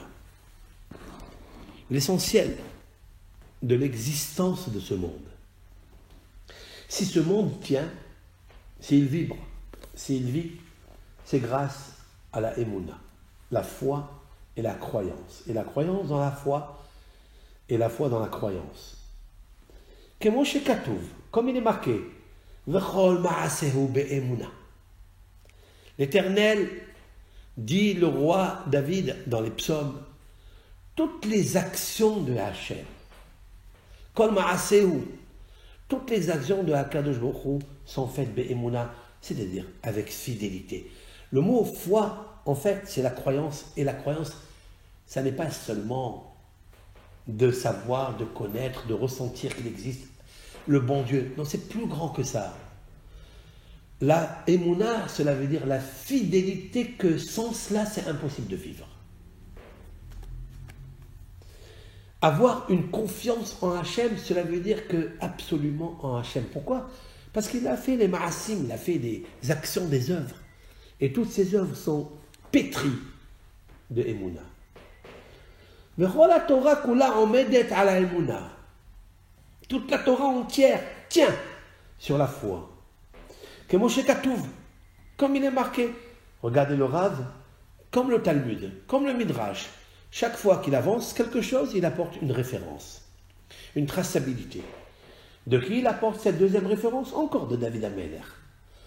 David Ameler dans les psaumes, Kofiotet 119, qui contient 176 versets, le plus long des psaumes, il est marqué là-bas, Kol mitzvotecha emuna. Tous tes commandements à Kadosh Baruch Hu sont pétris de emuna. Ça veut dire que quand on fait une mitzvah, c'est pas seulement l'affaire avec la emuna. Non. Pourquoi il faut faire une mitzvah avec emuna? Pourquoi? Avec confiance. Parce que dans la mitzvah, à l'intérieur, si tu analyses, tu trouves une fidélité de Akadosh Baruch Hu. Que ça soit dans les quatre règnes, avec la pierre, avec le végétal, avec l'animal, avec l'être humain. Dans chaque mitzvah, tu trouveras le stempel de la emuna. Kol mitzvotra emuna. J'ajouterai juste, avec votre permission, que Kol mitzvotra emuna, rétroactif dans les rachetevot. Kol, c'est chaf, mitzvotra, même emuna, aleph. Aleph, même chaf, immecha, ta maman. Ta maman, ça veut dire ta maman. Ta maman, ta mère à toi. Ta mère qui t'a fait sortir du ventre. En ta mère, tu as confiance, tu as la fidélité. Quand elle te fait à manger, tu sais très bien ce que tu aimes, elle te le fait. Et elle te le fait avec une émouna. Et tu as une confiance aveugle en elle, parce que tu sais qu'elle a mis tous les épices que tu aimes. Alors j'allais dire à ce propos que Akadosh Baruch Hu, c'est ta mère. C'est la Shechina, c'est Immecha.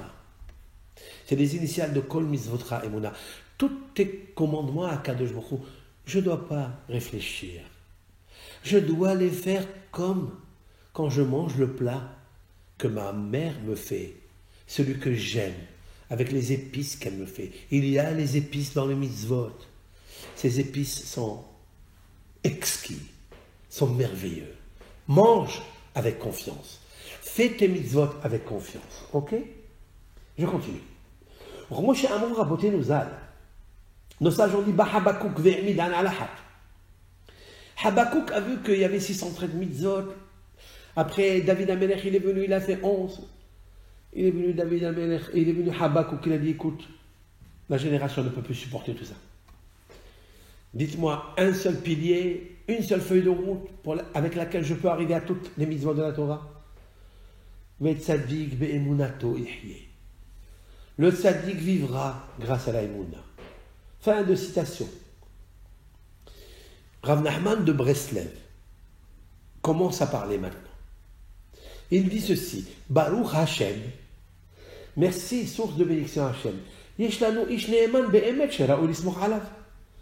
Nous avons un homme de confiance que nous pouvons compter sur lui.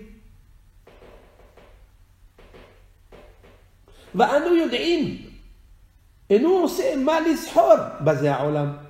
Faisons confiance à cet homme et nous saurons avec quoi Et comment commercialiser dans ce monde? Vehu Moshe Rabbeinu alav hashalom. C'est Moshe, notre maître béni, de mémoire béni. Sheitzliach otanu be'aslaha nitzchit. C'est lui qui nous a fait réussir une réussite éternelle, victorieuse. Ve'odi alanu. Il nous a enseigné quelles sont les marchandises qu'il nous faut faire, les affaires, pour arriver à Olam HaRachok me'od me'olamot elyonim. Il t'a donné, voici les marchandises, les coups de fusil qu'il faut prendre dans ce monde pour arriver à un monde tellement loin qui se trouve dans les hauteurs, dans l'infini supérieur. Qui est à nous, dit le Rav, nous les êtres humains depuis que le monde est monde. Le banu la olam ki im bo sehorot le merhakim gdolim. Waouh! Il dit le Rav quelque chose. Bien sûr qu'on est venu ici dans ce monde pour faire des affaires, mais pas des affaires pour consommer à court terme. Ici, il nous a appris, Moshe Rabbeinu, quelles sont les marchandises qui sont valables uniquement pour un monde qui est très très loin. C'est ces marchandises-là qui nous font réussir, ils nous font bénéficier beaucoup, mieux que les marchandises de ce monde matériel. Et ces marchandises-là sont les mitzvot de la Torah. Mais il n'y a pas un homme au monde qui a su quelles sont les marchandises qu'il nous faut faire ici-bas, comme Moshe Rabbeinu.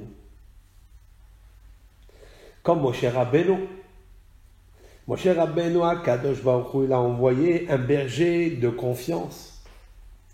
Comment il s'appelle le berger de confiance que Rabbi Shimon Bar Yochai l'appelle dans le Zohar? Ra'ya Mehemna. Un berger de fidélité. C'est Moshe Rabbeinu. Comme il est marqué dans la péricope que je viens de vous citer, Bechol, Betin et Emanhu. C'est lui l'homme que j'ai dit, faites-lui confiance. Hu Hamal Aleinu, il a eu la compassion, la pitié. C'est lui qui nous fait réussir. Hu Eir Aleinu, c'est lui qui nous a éclairé nos yeux. Il nous a fait comprendre et connaître Kol HaTorah ve'amitzvot shemasar lanu mipi HaKadosh Baruch Hu. C'est lui, Moshe, qui nous a fait apprendre la Torah, qu'il a écouté de Hachem, et nous a dit de faire les mitzvot de la Torah, et chaque mot de la Torah est équivalent à des milliards de mitzvot de la Torah. Il nous a éclairés.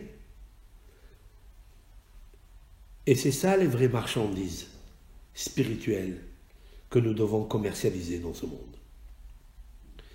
Je cite les Vishat Tzitzit, de porter des tzitzit, de mettre des téphilines tous les jours, et toutes les mitzvot, saintes, sacrées, sacrifiées et redoutables.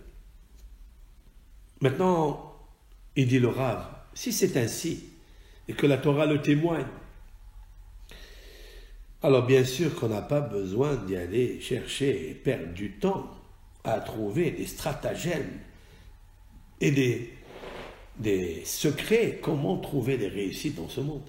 C'est pas la peine de faire ça. Quelles sont, Hazve Shalom, les bonnes marchandises de ce monde? Je vais citer les paroles du Rav en les expliquant mot à mot. Car tout celui qui prend le temps et la vie et se dérange d'aller chercher d'autres fidélités, dit le Rav, celui qui va chercher autre chose, mais les à part que c'est un impie et un apikoros, comment on appelle ça, un épicurien, avgamo shote ve'avil au petit umshuga. C'est la première fois que Rav Nachman de Breslev, il est aussi fort dans ses paroles, sans préservation, sans réserve. Il n'est pas seulement un rachat, il n'est pas seulement un apikoros, il est fou, il est avide, il est cupide, imbécile, il est un fryer, comme on dit, un pigeon, un chouga. Il faut l'interner. Cet homme-là, ce juif-là, cette bâtisse Israël, ce ben Israël, il doit être sage. Le hara, pour le mal, l'ahkor, aharish, l'eman kazé. Il va aller chercher parce que mon cher Rabbeinu, c'était vrai, c'est pas vrai, ce qu'il a reçu, il n'a pas reçu.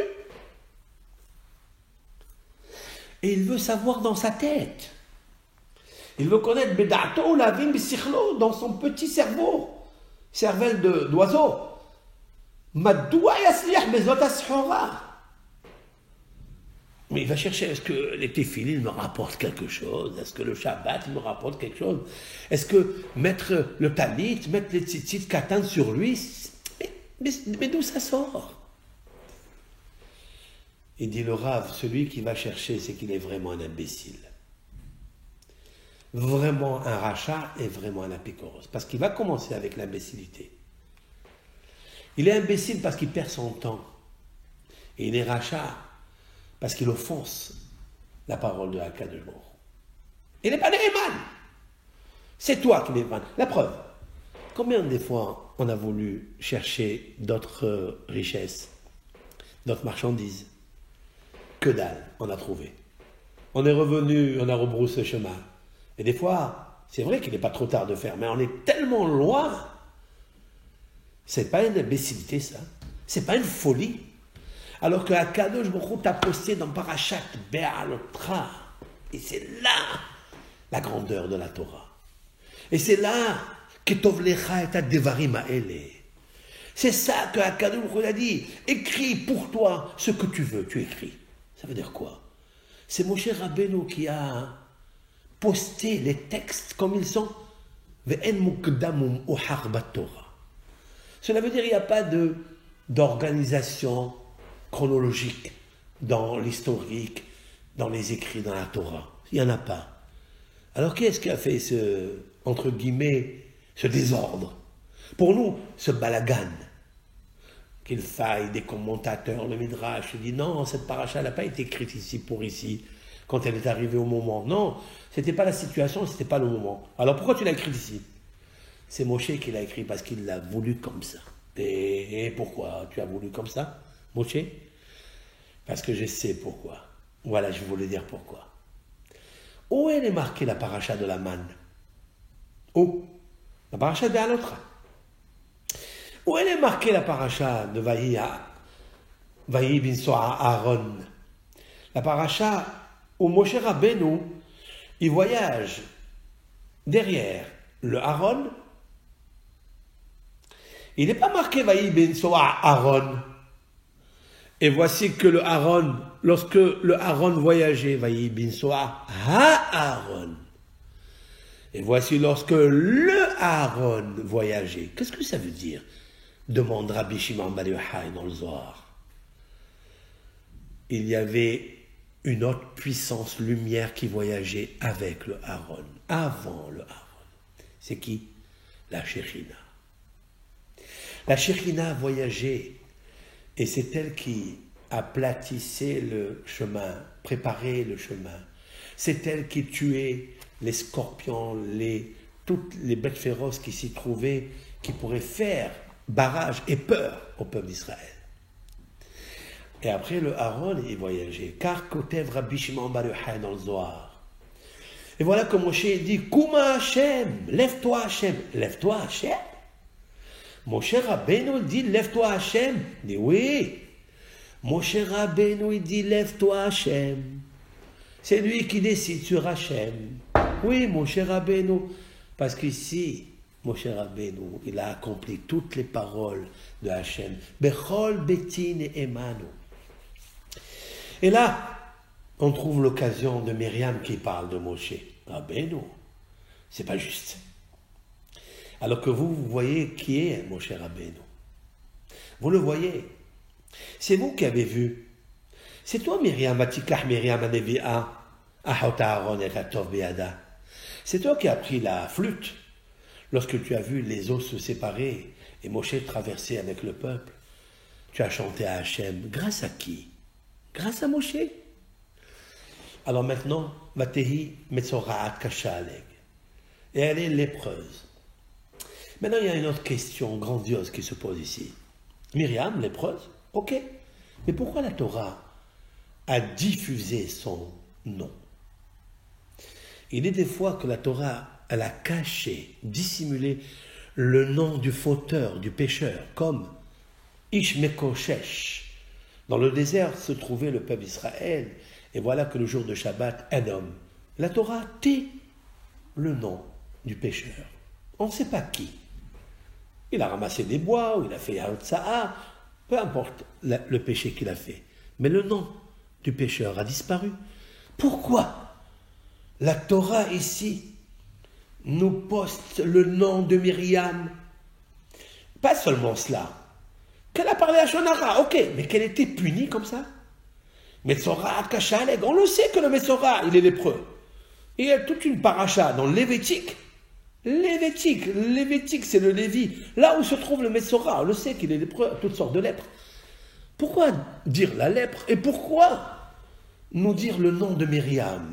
Mais plus encore, je vais vous dire.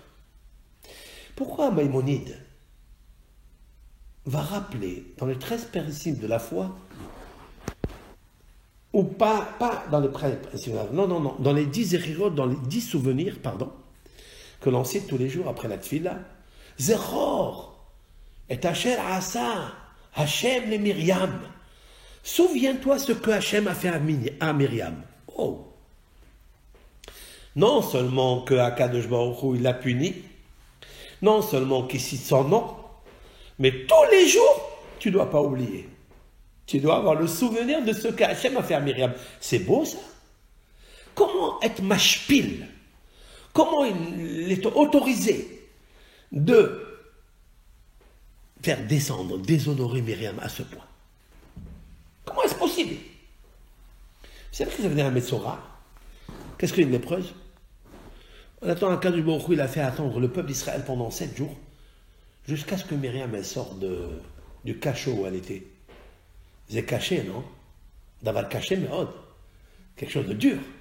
C'est dur à supporter une chose pareille. Myriam, on l'attend. Tous les 600 000 hommes, et Moshe compris, Aaron compris, Moshe Rabbeinu. Et parmi eux les Meragelim, on voit Myriam en train de souffrir là-bas, seule, isolée, comme un Metzora, d'ailleurs. Badad Yeshev Michutz le Mahane Moshavo, comme la Torah le stipule dans Parashat de Metzora, il devra rester isolé, seul, sans parler à personne, afin qu'il médite la faute qu'il a sortie de sa bouche, la médisance. Et on est en train d'attendre Ad et Asef Myriam, jusqu'à ce que Myriam soit recueillie dans le camp, c'est-à-dire sortir là-bas d'où elle était.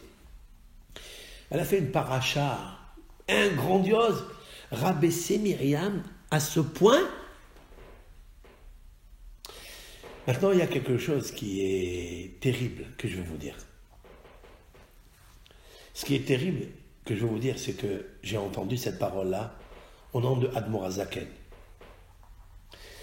Le Baal Tanya, il a dit quelque chose de grandiose, Rabotai.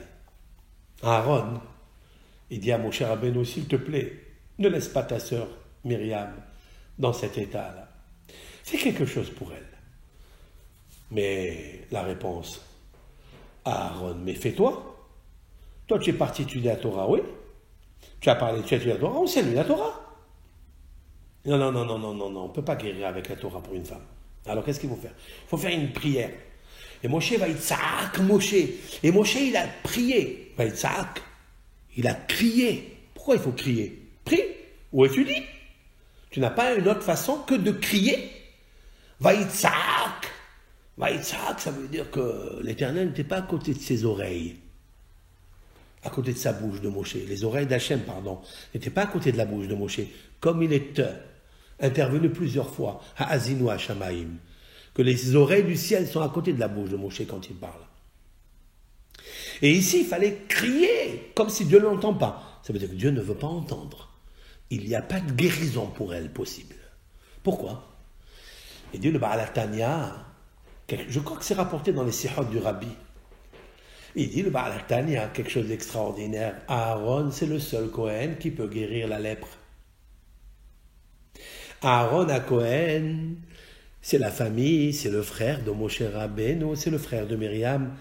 Il est marqué dans la Mishnah, dans Taharot, dans la Negaim, au sujet des lèpres, il est marqué qu'un proche ne peut pas guérir les lèpres de son proche. Aaron ne peut pas le faire pour Myriam.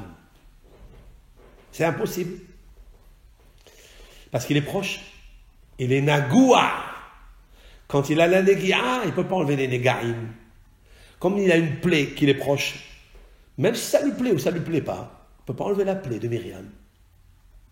Donc Aaron, il est à l'écart. Ni lui, ni Nadav Avihu. Parce que c'est seulement à un Kohen qu'on donne la possibilité de dire Tahor, Tamé. Pur ou impur. C'est le seul à qui Akadosh Baruch Hu l'a donné. Étant donné qu'Aaron, c'est le frère, il ne peut pas guérir Myriam.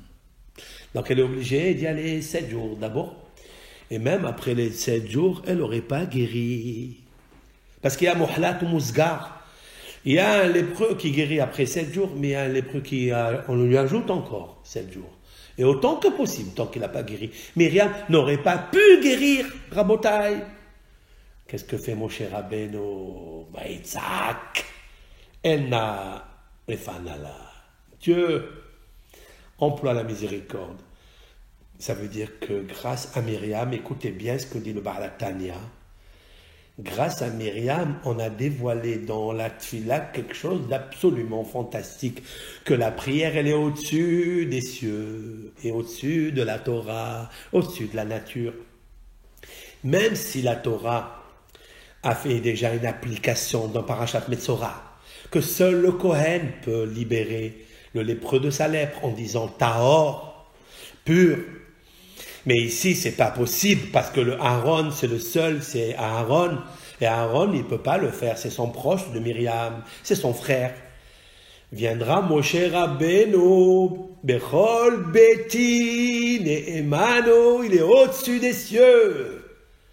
Lorsqu'il monte dans le ciel, il ne mange pas, il ne boit pas, il reste avec les malachim. Et quand il est en bas, il devient un homme. Mais c'est un homme qui est toujours attaché à Elohim, Isha Elohim. Il est en haut.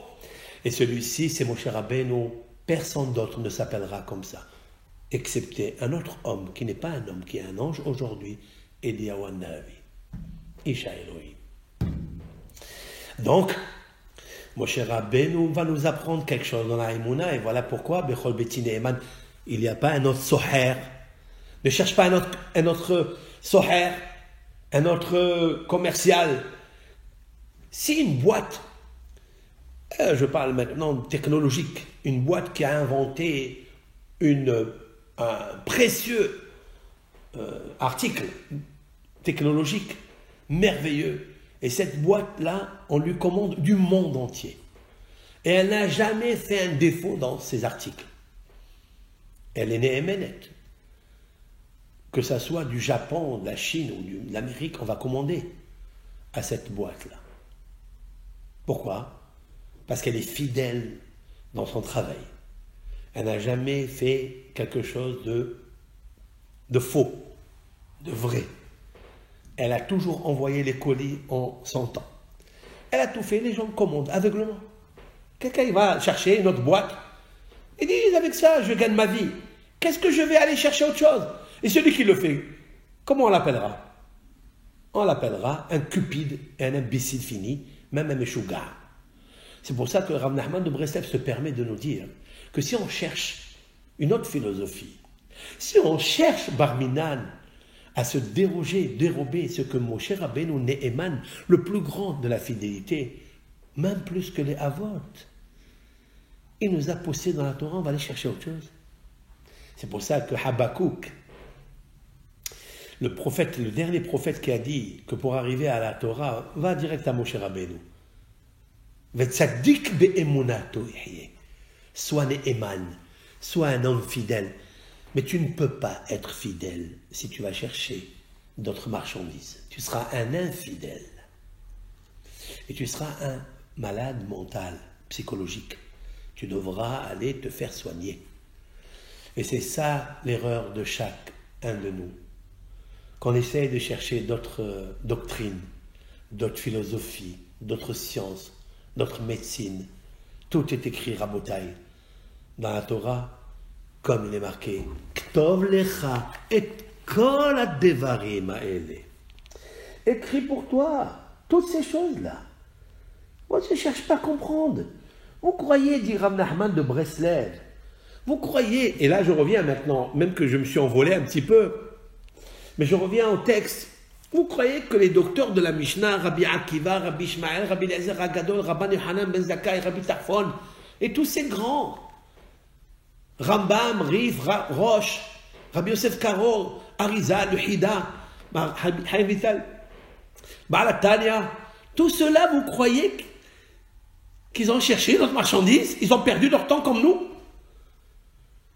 Ils ont un nez, Eman leur a dit, faites ça, mes enfants. Cherche pas à comprendre. Qu'est-ce qu'on fait, nous? On cherche là et on essaye ça, on fait ça. Monsieur Gaï, Monsieur Guené, comme on dit en yiddish. Monsieur Guené, c'est un fou. Chouga. Maintenant, après cette parole-là, cette préface lumineuse, la réponse est claire des Meragilim. Très claire. Et voilà pourquoi Rashi, Alav Shalom, la Menorah Théora, le candélabre lumineux, Miksha Zahav, Rashi, immédiatement, titre de la paracha, Shlech lecha nashim, lama nismecha paracha zon les parachat Myriam. Pourquoi la paracha des Meragelim, elle est juxtaposée à parachat Myriam? Parce que n'oublie pas ce qui est arrivé à Myriam. Mais attention, attention. Ces Récharim là ont vu ce qu'a eu Myriam. J'allais dire quelque chose. En effet, grâce à Myriam, nous avons compris quelque chose. Qu'il existe au-dessus de la Torah, au-dessus du Kohen Gadol qui ne peut que lui guérir la lèpre, la prière au-dessus de tout. Qu'il existe des Rahamim, il existe un trésor en haut dans le ciel. Dans le ciel, il existe que même quand la Torah ne peut rien faire, tu peux toi faire. C'est grâce à qui? Oui, grâce à Moshe. Mais Moshe, il l'a su grâce à Myriam. Parce que Myriam, Aaron lui a dit, je ne peux rien faire pour elle. Et Hachem ne peut rien faire pour elle, puisque les oreilles d'Hachem ne sont plus, pour le moment, à côté de la bouche de Moshe Rabbeinu. Il ne peut pas lui dire, Kouma Hachem, lève-toi Hachem, fais ce que je te dis. Il ne peut pas. Il faut, Vaïtsaak El Hachem. Il faut un cri très fort, qui monte très très haut, qui dépasse tout l'entendement, tous les cieux, qui dépasse les Malachi Hacharet, et qui monte directement à Hachem. Et là, grâce à elle, Myriam, on a inventé quelque chose de grandiose. On a innové une révolution luminaire, nucléaire. C'est grâce à elle. C'est pour ça que la Torah, elle a posté Myriam. La faute qu'elle a faite. L'humiliation qu'elle a subie. Et grâce à cette humiliation, on a décroché le gros lot, nous, dans notre vie. C'est de lever le ciel, les yeux au ciel et de prier. Vaïtzak. Il y a beaucoup de gens qui ont reçu beaucoup de sarotes, beaucoup de souffrances, beaucoup d'épreuves, et ils baissent les bras. Tu peux baisser les bras pour les Meragelim, mais pas pour Myriam. Lève les bras encore, tu peux encore prier. Il existe une miséricorde, une compassion qui nous dépasse. Celle vraiment du haut, à Elion. Celle vraiment de la lumière, de la lumière, de la lumière. Antérieure, celle qui est très très haut et intérieure. C'est celle-là que Myriam, grâce à elle, elle nous a développé. Maintenant, pourquoi Myriam? On se rappelle tous les jours, comme dit Rambam, Zechor Asher Asa Hashem le Myriam. C'est marqué dans la Torah, ça. Pourquoi la Torah nous répète cela dans Devarim? Aïe, aïe, aïe, les Devarim. Qu'est-ce qu'ils font les Devarim? Qu'est-ce qu'ils font les Dibourim? Aïe, aïe, aïe. Aïe, aïe, aïe, les Dibourim. La Diba, la médisance des Meragelim, il n'y a pas de guérison. Mais la Diba de Myriam a la guérison. Pourquoi? Parce que c'est grâce à elle qu'on a dévoilé la Emouna en Moshe Rabbeinu. Grâce à elle. Voilà pourquoi il est marqué Zchor Asher Asa Hashem le Myriam. Qu'est-ce que ça veut dire ça? On ne parle pas de la lèpre. On ne parle plus de la lèpre. Ça, il est marqué qu'Akadosh lui a fait la lèpre, mais on ne le recite plus, on ne se souvient plus. Zechor Asher Asa le Myriam, cela veut dire ce qu'il a fait pour Myriam, parce qu'elle n'avait plus de façon de guérir. Aucune façon pour elle pour guérir. Son frère, qui est le Cohen, ne pouvait pas le faire. Nadav, Avihu, ce sont les neveux, ils ne pouvaient pas le faire. Parce qu'un Cohen qui est proche, il ne peut pas le faire. Et qu'est-ce qu'il a fait à Kadosh Baruch Hu de nouveau? Il a créé un Hidouche Gadol. C'est qu'il existe encore la Tse'aka, Kadosh Baruch Hu, pour guérir, même si la Torah ne peut plus rien faire pour toi. C'est-à-dire le Kohen Gadol, le Kohen tout court, pour dire Tahor. Voilà ce que ça veut dire. Souviens-toi ce que Akadosh Baruch Hu fait Myriam. C'est grâce à elle, grâce à Myriam. Maintenant, les Meragilim, on a compris pourquoi ils ont échoué. Même qu'ils sont Anachim, même qu'ils sont tout ce qu'ils veulent. Qu'est-ce qui est marqué? Ils ont désespéré la Emouna de Moshe Rabbeinu, tout court. Ils n'ont pas eu confiance en Moshe Rabbeinu. Mais d'où je sais que ça? C'est pas marqué. Quand je regarde le texte, en vérité, pourquoi ils sont Réchaïm? C'est une autre question. C'est l'essentiel d'ailleurs de la question de cette péricope. Où nous avons vu qu'ils étaient Réchaïm? D'où nous avons vu ça? Et Moshe Rabbeinu, il les envoie. Dans Parashat Devarim, là-bas, lorsque Moshe Rabbeinu, il va rappeler un petit peu l'historique. C'est marqué là-bas, Vatikarevun elai kulechem, batomron nishlecha anashim lefanenu. Vous vous êtes approchés de moi tous, et vous avez dit, on va envoyer des hommes devant nous, pour explorer la terre. C'est légitime. Chaque nation, chaque pays, chaque gouvernement a l'obligation de tâtonner le terrain ennemi pour savoir comment trouver le stratagème, le combattre, l'affaiblir, etc. Pourquoi? C'est une mitzvah, ça. Il me semble, je terminerai ce cours,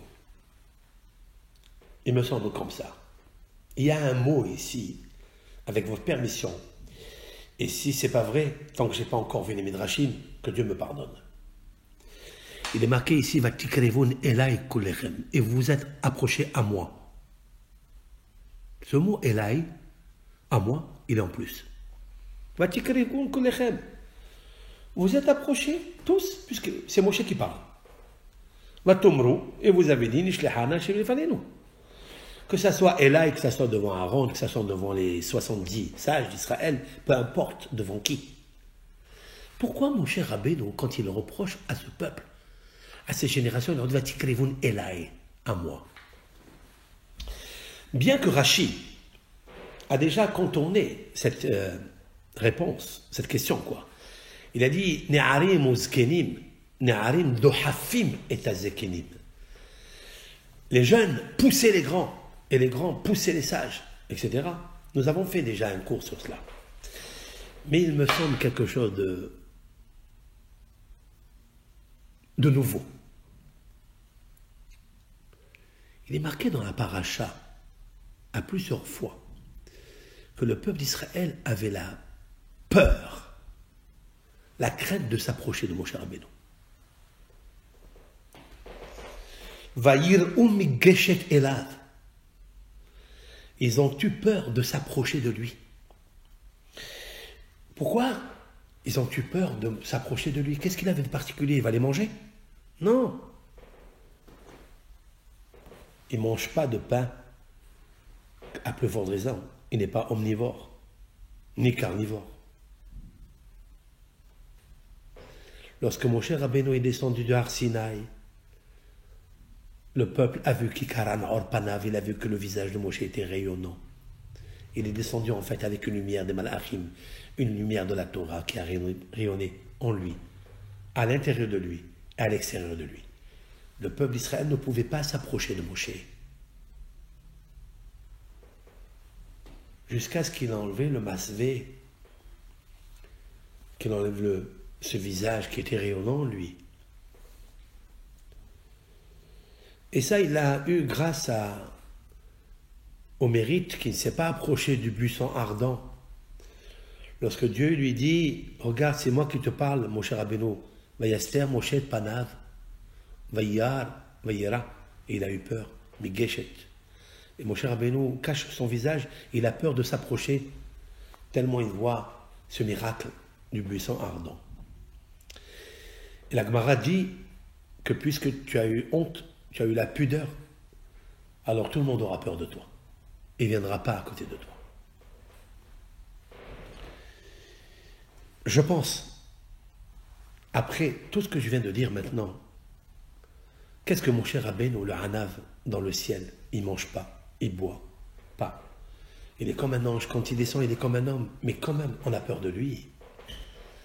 Là, mon cher Rabbeinu, par allusion, il leur dit, Vatikrivun elai kulechem.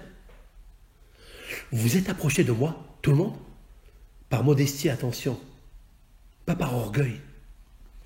Vous n'avez pas envoyé les chefs de vos tribus me parler comme il est d'usage. Ce sont les chefs de tribus qui amènent toutes les informations de tout ce que le peuple voulait à Moshe Rabbeinu. D'ailleurs, Moshe Rabbeinu a instauré des chefs de 1000, des chefs de 100, des chefs de 200, des chefs de 50. Chacun parlait à son chef. Là, Moshe Rabbeinu leur dit, Vatikrevun elai kulechem. Ce que j'ai contre vous, ça n'est pas d'envoyer des explorateurs, c'est normal, c'est légitime. Mais ce que j'ai pour vous, où est la crainte de Moshe Rabbeinu?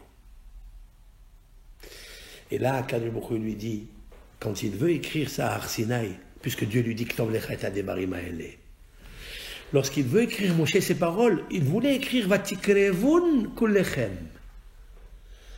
Vous vous êtes approchés tous de moi et vous avez dit, pas de moi, Dieu lui a dit, écris Elai. Écris-le. Mon cher Rabbeinu dit, je ne veux pas écrire ça. Parce que les malachim, qu'est-ce qu'ils vont dire? Ah, tu lui donnes la permission, un jour il dira, c'est lui qui a écrit la Torah, c'est lui qui les a fait sortir d'Égypte. Akadosh Baruch Hu lui dit, écris Vatikrevun Elai, à moi. Et là, mon cher Rabbeinu, il fait la réprimande au peuple d'Israël par Hachem. Vous êtes approchés de moi sans avoir peur de moi, alors que les bénis Israël, les chefs avaient peur, comme il est marqué. Vayireun migeshet elav. Ils avaient peur de s'approcher de lui. Et donc, vous vous êtes approchés de moi comme ça, comme si c'était un homme comme ça, normal, ordinaire. Voilà votre faute. Ça veut dire les jeunes ont poussé les vieux. Et c'est là où le Midrash a trouvé nécessaire de dire les jeunes ont poussé. Le Midrash dit à cause de Kulechem, parce que vous êtes approchés tous ensemble, et Rachid dit, bien, mélangez. Je pourrais dire une autre explication avec l'aide de Hachem, en conservant bien sûr celle du Midrash, mais c'est le mot Elai qui a fait la détonation de tout. Vous approchez comme ça de Moshe, comme s'ils n'avaient pas peur de lui, donc c'est vous êtes des jeunes alors. Vous êtes des vrais Néharim. Ça veut dire que vous ne connaissez pas la fidélité de Moshe en Kadosh Baruch Hu. Donc, il y a un manquement de Emouna de Moshe Rabbeinu. Et lorsqu'on a un manquement de Emouna, ça veut dire qu'on cherche un autre Soher. On cherche une autre Sehora. C'est qu'on cherche une autre Sehora, comme a dit Rabbi Nachman de Breslev. C'est qu'on est en train de chercher un autre commercial. Waouh! Tu cherches un autre commercial, c'est grave. C'est celui-ci qu'il faut garder, pas un autre. Fin de citation de tout cela. En quintessence et en exergue, c'est que, en fait, le manquement de la Emouna de Moshe Rabbeinu a apporté toute cette catastrophe. Et c'est la raison pour laquelle on ne saura pas pourquoi on ne cite pas l'endroit où ils ont été enterrés. Et ça ne nous intéresse même pas, et même plus, où ils le sont. Puisque certains disent qu'ils ne seront plus de ce monde. Ils ont disparu à jamais. C'est incroyable, mais vrai. Qu'est-ce que la Emouna de Moshe Rabbeinu? C'est pourquoi chaque Ben Israël, chaque Bat Israël doit se renforcer de comprendre et seulement de comprendre l'étude de la Torah. Et on comprend pourquoi les étudiants de Torah, c'est les vrais chachamim. C'est ceux qui sont dans les salles d'études en train de décortiquer, de s'exalter dans la Torah de Moshe. Parce que c'est le meilleur business. Le meilleur business, c'est lui. C'est là où chaque mot de Torah, il équivaut à toute la Torah entière. Comme dit le Yerushalmi, même toutes les mitzvot ne sont pas comparables à un mot de la Torah. Et il explique le Gaon de Vilna. C'est ça, Rabotai. La plus grande Sihora se trouve là. Et ça n'est pas pour rien que Zevulun a fait commerce avec Issachar. Il a bien compris. Parce que Zevulun, c'est un bon businessman. Alors qu'il allait dans les bateaux, il allait chercher la marchandise. Mais cette marchandise, c'est pas elle la vraie Sihora.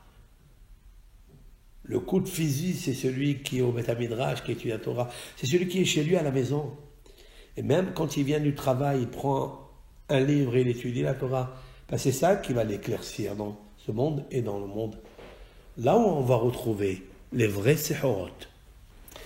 Autrement dit que chaque mitzvah que tu fais, elle s'envole, quoi.